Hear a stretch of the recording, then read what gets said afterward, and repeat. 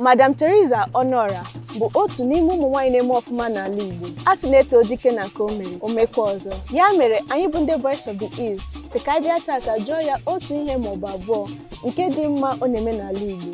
Onye na-anụ ọnụ ya kịta bụ Nwaada Ụzọamaka. Eze nwaanyị ndewo. Ndewo. Ka ị mere tata? Kịta amatakwa. Ihe onye ọbụla ji mara gị bụ Madam Theresa Onuorah. Mana ama m na o nwere otu aha ndị ọzọ dịcha n'aha ahụ dịka echichi ichiri maọbụ ihe ndị mmadụ ji akpọkarị gị. Akpọla m gị Madam Theresa Onuorah, mana ama m na o nwere ihe ndị ọzọ dịkwa n'afọ gị ga-eme ka anyị mara. Biko achọrọ ka ị kọwara ndị mmadụ onye bụ. Ọmụnwa bụ Queen Theresa Onuorah, onye eji mara mba one of Igbo land. Echiri m ya echi, ihe ejikwana makarị mgbe egedege. Egedege anyị pụrụ kịta na ama mgbe m na-etolite nne m hụrụ gị n'anya nke ukwuu. Ọ na-eji egedege ahụ egwu. Biko nwere ike ịgwa anyị ka isi bido egwu egedege a? Egwu egedege ebidoro ihe site n'aka nne m na nna m. Papa m gụrụ egwu ekpiri, mama m gụkwara egwu. Ọ na-aka ha ka egwu si bata n'aka. Ndị ebe ha kwụsịrị gawakwazi. Mgbe m na-agụ maka gị, anọ m na-agụ egwu ogene, mana o nweghị ikwu kịta si na egwu ekpiri. Nwere ike ịgwa anyị ihe ndịiche dị na egwu ogene na egwu mkpiri a? Ihe dị iche n'egwu ogene na egwu ekpiri bụ ogene bụ nke a ndị ụmụ okorobịa na-eji eduba mmadụ ihe dịka ime ọgwụ. Egwu ekpiri bụ ụdị nke anụnwa anyị na-eme kịta. Eji ite akpụrụ akpụ ụlọ dị na-akụ ya, tikọsịa ya ụmụ ihe ndị Igbo anyị ji aka ha mepụta ma ekpe ma ọyọ. Ka ekwenụ ndị iche ya na highlife. Highlife a na-etinye ma gita ma piano ihe ndị ọcha. Nke ekpiri bụ nke ndị Igbo.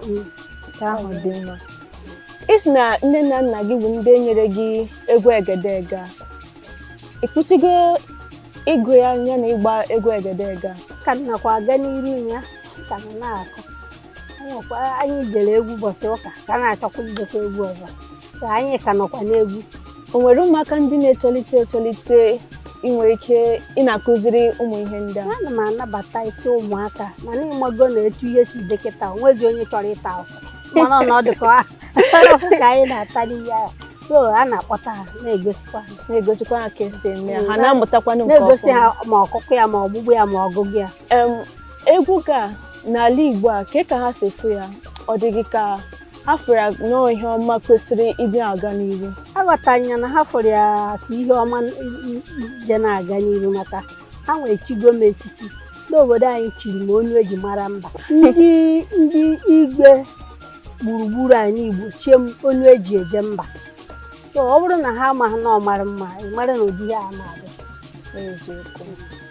O nwere egwu gị na Lady Gaga gụrụ.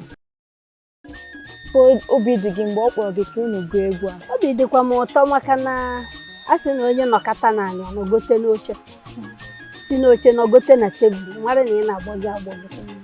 Obi dị m ezigbo ụtọ, maka ọ naghị eme anyị na-agbagote agbagọ. Ihe m ji gaa ka m na-aga ga-akụ egwu ahụ ka ndị ntorobịa na-etolite na ụmụ agbọghọ anyị na ụmụaka anyị marakwa ihe dị n'egwu ahụ, marakwa na a na-agbakwa ya otu esi agbakwa ndị ọzọ ndị ọcha na-agbakwa ya nke Igbo.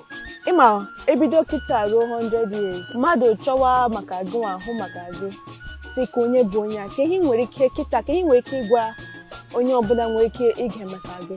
Mmadụ nwere ike inye onye ọbụla ọ na-aka mma ihe onye mara mma mesibi eke jiri ya wee mara ya. Onye na-emekwene nke adịrọ mma, ndị mmadụ na-agbara ya ọsọ, fagbara ya ọsọ, ọ rapụ ife ọwana mmadụ na ọdịrọ mma. Mana nke ị na-eme na-egwaga isi otu a mee mara na ọ dị mma, ị na-emekwa ya.